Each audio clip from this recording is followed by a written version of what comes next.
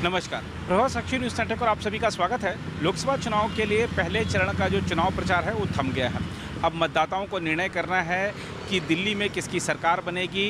और आपको बता दें कि तमिलनाडु की अगर बात करें तो प्रभाव साक्षी की जो टीम है वो यहाँ पर लगातार दौरा कर रही है। हमने विभिन्न क्षेत्रों का दौरा किया, लोगों से बातचीत की, जो यहाँ के स्थानीय मुद्दे हैं उनको समझा, सरकारों का, पार्टियों का उनके प्रति क्या रुख रहा है वो भी जाना समझा। और इसके आधार पर हमने एक रिपोर्ट तैयार की है जो अब की हम आपको दिखाएंगे और बताएंगे कि तमिलनाडु का जो चुनावी मिजाज है, तमिलनाडु का जो राजनीतिक मिजाज है वो क्या रहने वाला है।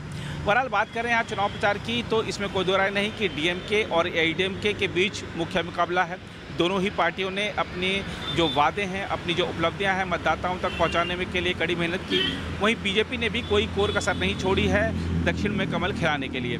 प्रधानमंत्री नरेंद्र मोदी समेत बीजेपी के सारे आला नेता तमिलनाडु में धुआंधार प्रचार करते दिखे। और जिस तरह प्रधानमंत्री ने यहाँ पर समय अपना दिया, प्रधानमंत्री ने दक्षिण में बार बार आकर यहाँ के लोगों के हितों से जुड़े मुद्दों को उठाया और डीएमके पर निशाना साधा, उससे ऐसा लगता है कि प्रधानमंत्री को यहाँ से बड़ी अपेक्षाएं हैं। क्या प्रधानमंत्री की अपेक्षाएं पूरी होंगी? क्या प्रधानमंत्री की जो अपेक्षाएं ख़ास तौर से तमिलनाडु से हैं कि 5 से 10 सीटें, क्या वो पूरी होंगी? ऐसे बहुत सी बातें हैं जो हमने यहाँ पर जानने की कोशिश की। हम आपको अपनी रिपोर्ट में दिखाएंगे कि किस तरह यहाँ के जो मतदाता हैं वो बीजेपी को देखते हैं, किस तरह जो यहाँ के मतदाता हैं यहाँ की लोकल पार्टियों को देखते हैं।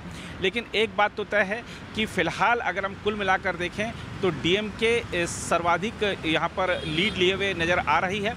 लेकिन हमने जो रिपोर्ट तैयार की, हम आपको बता दें कि हमने लोगों से बातचीत के आधार पर तैयार की है। वो बातचीत अधिकांश तमिल में है, बातचीत अधिकांश अंग्रेजी में है, इसलिए हमने उसका एक निचोड़ तैयार किया है ताकि आप समझ सकें कि तमिलनाडु की राजनीति किस ओर जाने वाली है। और 4 मई को जो चुनाव परिणाम आएंगे उसके संभावित परिणाम क्या हो सकते हैं, हम आपको एक आकलन के आधार पर बताना चाहेंगे। ये ओपिनियन पोल है, इसलिए एग्जैक्ट पोल का तो इंतजार हमें 4 जून के लिए करना पड़ेगा। लेकिन तमिलनाडु के जो मुद्दे हैं, तमिलनाडु की जनता क्या सोचती है डीएमके के बारे में, एआईडीएमके के बारे में, बीजेपी के बारे में, आइए इस रिपोर्ट से समझते हैं। तमिलनाडु में लोकसभा की 39 सीटें हैं। यहाँ सत्तारूढ़ द्रमुक ने कांग्रेस और वाम दलों के साथ गठबंधन किया है तो विपक्षी अन्ना द्रमुक ने एआईएमआईएम के साथ गठजोड़ किया है। तो दूसरी तरफ बीजेपी ने कुछ क्षेत्रीय दलों को एनडीए में शामिल करवाकर चुनावी लड़ाई को त्रिकोणीय बनाने का प्रयास किया है। प्रधानमंत्री नरेंद्र मोदी ने जिस तरह इस बार तमिलनाडु में सघन प्रचार किया है उससे प्रदर्शित होता है कि उन्हें इस बार तमिलनाडु से काफ़ी अपेक्षाएं हैं। यह अपेक्षाएं कितनी पूरी होती हैं यह तो आने वाला समय ही बताएगा। लेकिन इतना तो दिख ही रहा है कि बीजेपी पिछले लोकसभा चुनाव की तरह इस बार तमिलनाडु में खाली हाथ नहीं रहेगी। तमिलनाडु में इस समय देखने को मिल रहा है कि सभी राजनीतिक दलों ने सोशल इंजीनियरिंग पर खास ध्यान दिया है। राज्य में डीएमके और एआईडीएमके के पास अपना अपना परंपरागत वोट बैंक है। अब बीजेपी की ओर से भी दावेदारी जताने से बाकी सबके समीकरण थोड़े बहुत बिगड़ते दिख रहे हैं।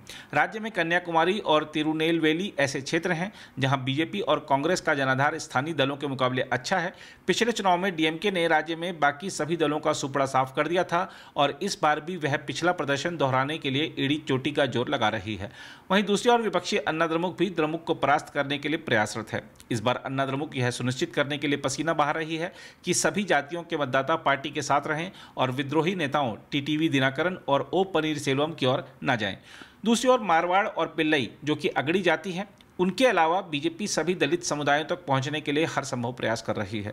वहीं डीएमके को अपने गठबंधन की अंकगणितीय ताकत और 3 साल की सामाजिक कल्याण योजनाओं के अलावा सभी समुदायों और अल्पसंख्यक वोट बैंक के समर्थन पर भरोसा है। हम आपको बता दें कि क्षेत्र के कुछ निर्वाचन क्षेत्रों में युवा तमिल राष्ट्रवादी संगठन नाम तमिझार काची का प्रभाव भी देखने को मिल रहा है, जिसे 18 से 25 आयु वर्ग के वोटों का एक बड़ा हिस्सा मिलने की संभावना है। देखने में आ रहा है कि डिंडीगुल, मदुरै, विरुद्धुनगर और शिवगंगा में लड़ाई डीएमके और एआईडीएमके के नेतृत्व वाली गठबंधनों के बीच है, जबकि रामनाथपुरम और थेनी में त्रिकोणीय मुकाबला है जिसमें ओपीएस और टीटीवी खुद मैदान में उतरे हुए हैं।